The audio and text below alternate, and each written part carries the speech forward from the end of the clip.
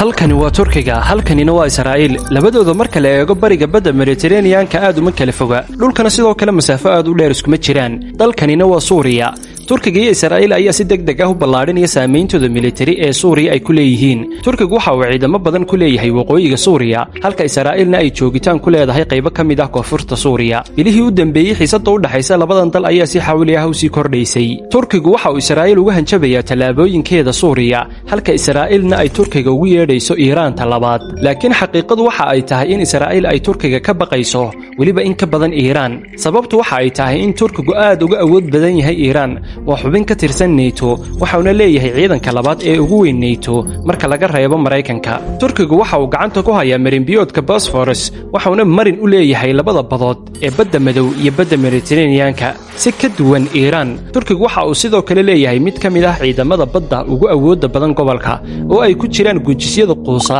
maraakiibta dagaalka ee frigate-ka ah iyo xitaa markabka diyaaradaha dagaalka qaada kaas oo si fudud u xanibi kara marinbadeedka Israa'iil Turkigu sidoo kale waxa uu soo saaraa diyaaradaha aan duuliyaha lahayn ee casriga ah ee Bayraktar TB2